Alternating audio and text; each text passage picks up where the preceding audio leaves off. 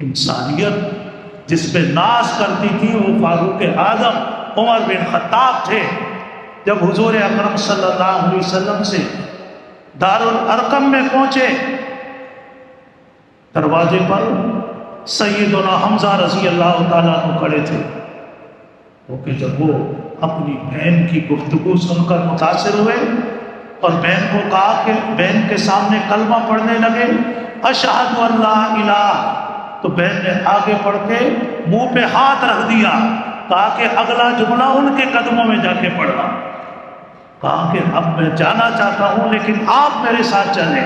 بہن نے کہا کہ نہیں، میں نہیں جاؤں گی۔ کہا اچھا بھنوئی کو ساتھ بھیجیں، کہا نہیں یہ بھی نہیں جائے گا۔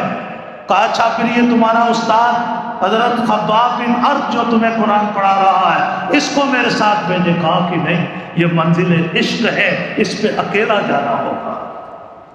جیسے ہمارے محسن ہزاروں شاگردوں کے استاد، لیکن منزل عشق پہ اکیلے گئے۔ یہ منزل عشق ہے، اس پر آپ کو اکیلے جانا ہوگا۔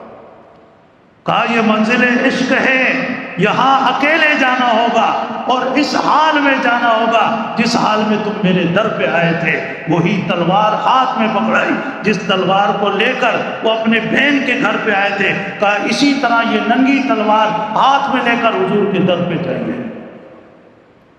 اب حضرت عمر آ رہے ہیں، ننگی تلوار ہے، اور مکہ کے اندر آپ کے جان کے دشمن ہر طرف پھیلے ہوئے ہیں، خوف و ہراس کا عالم ہے۔ آپ کی حفاظت کے لیے آپ کے چچا جن کو آپ نے اسد اللہ کا خطاب دیا تھا، حضرت سید الشہداء حضرت حمزہ کھڑے ہوئے، جب انہوں نے بکھرے ہوئے عمر کو دیکھا، فوراً اپنی تلوار سنبھالی، پیچھے سے آپ نے آواز دی کہ چچا جان صبر کرنا۔